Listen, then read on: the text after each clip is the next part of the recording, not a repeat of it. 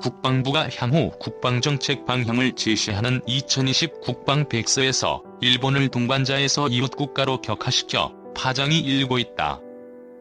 이는 일본 정부가 수차례에 걸쳐 우리 정부를 무시하고 배제한 행태에 따른 대응 조치라는 분석이 나온다. 국방백서는 지난 2일 공개한 국방백서 속 3절 국방교류 협력 확대 내 한일 국방교류 협력 부문에서 일본은 양국 관계뿐만 아니라 동북아 및 세계의 평화와 번영을 위해서도 함께 협력해 나가야 할 이웃국가라고 표현했다. 이는 2018년 백서에 기술된 한일 양국은 지리적, 문화적으로 가까운 이웃이자 세계의 평화와 번영을 위해 함께 협력해 나가야 할 동반자라는 내용에서 격화된 표현이다. 아울러 이번 백서는 일부 일본 정치 지도자들의 왜곡된 역사인식을 비롯해 독도에 대한 영유권 주장, 2018년 12월 우리 함정에 대한 일본 초계기의 위협적인 근접 이행, 한일 군사정보보호협정을 둘러싼 갈등 등을 자세히 기술했다. 이 같은 국방백서 내용에 일본 정부는 반발했고 미국 측에서도 예민한 반응이 나왔다. 일본 방위성은 발표 당일 주일본 한국대사관 무관을 불러 항의했다. 방위성은 그러면서 백서 내용을 수용할 수 없다고 밝힌 것으로 전해졌다.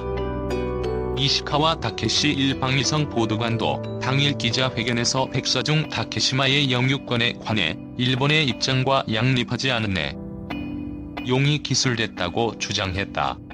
그는 또 북한의 핵미사일 상황 등을 포함해 일간, 일미한의 협력은 중요하다며 협력이 손상되지 않도록 한국 측에 적절한 대응을 요구할 예정이라고 밝혔다.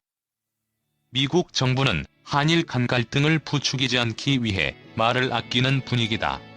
다만 미국 내 안보 전문가들은 한일 관계 악화의 우려를 드러냈다. 한미연합사 작전참모 출신인 데이비드 맥스웰 민주주의 수호재단 선임연구원은 2일 미국 자유아시아 방송에 한국 국방부의 행동은 정책 검토 및 외교 전략 수립에 차질을 빚게 했다며 한미일 3국 관계에도 문제가 될 수 있고 한미일 국가 안보에 모두 해로운 영향을 줄 수 있다고 밝혔다. 미국 중앙정보국 분석관 출신인 브루스 클링너 헤리티지 재단 선임연구원은 자유아시아 방송의 이번 국방백서는 지난 몇 년간 이어온 한일 간긴장 관계를 반영한다며 바이든 행정부는 트럼프 행정부보다 더 강한 수준으로 마크에서 한일 관계를 개선하려 할 것이라고 분석했다.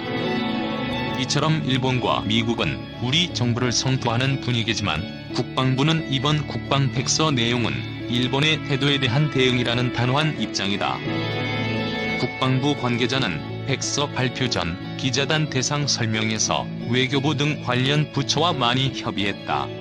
한일 관계를 어떻게 정의하느냐에 차이가 있을 수 있는데 국방부의 입장에 선은 이웃국가로 표현하는 게 맞다며 2019년 수출 규제 이후 문제가 있으므로 국방부 차원에서는 이웃국가로 하는 게 타당하다고 판단했다고 설명했다. 수출 규제 외에도 일본 정부가 여러 계기를 통해 우리 측을 배제해온 것이 이번 국방백서 내용에 영향을 미친 것으로 풀이된다. 일본 정부는 지난해 7월 공개한 방위백서에서 한국과 폭넓은 분야에서 방위협력을 추진한다는 문구를 삭제했다. 스가 요시히데 일본 총리는 수차례 공개적으로 우리나라를 무시하는 언행을 해왔다. 스가 총리는 지난달 18일 첫 국회 시정방침 연설에서 주변국 외교를 설명하면서 한국을 아세안보다 뒤에 언급했다. 그는 북한, 중국, 러시아, 아세안에 이어 한국을 마지막으로 다루었다. 스가 총리는 지난해 10월 임시국회 소신표명 연설에서는 한국에 대해 매우 중요한 이웃국가라고 표현했다가 이번 시정연설에서 매우를 뺐다. 게다가 스가 총리는 최근 남관표 일본 한국 대사와 2인 면담을 하지 않는 외교상 결례를 범했다. 아울러 스가 총리는 지난달 29일 세계경제포럼 화상연설에서 한국을 배제했다. 그는 우리와 근본적 가치를 공유하는 나라들과의 파트너십을 강화하겠다며 아세안과 인도, 호주를 거론했다. 또 이웃과의 관계 개선을 위해 진한한 노력을 하겠다며 중국과 러시아만 언급했다. 한일 관계가 조기에 개선될 가능성은 희박해 보인다. 진창수 세종연구소 일본 연구센터장은 최근 위안부 판결과 한일 관계라는 글에서 스가 총리는 점차 지지율이 내려가면서 정권을 유지하는 것조차 어려운 상황이 되고 있다.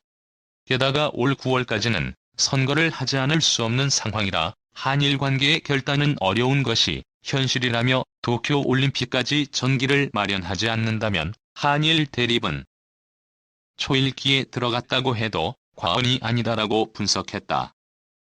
진 센터장은 그러면서 한일 협력은 한일 양국 정부가 배타적 민족주의 정서에서 벗어나 투트랙 접근을 실천하는 것에서 강화될 수 있다며 지금이라도 양국 정부가 투트랙 접근의 원칙으로 돌아가 상대방에 대한 전략적 위상을 제고해야 한다. 이를 위해서는 한일 양국은 당장의 과거사 현안보다는 갈등 관리를 우선하면서 한일 협력의 동력을 찾아야 한다고 했다.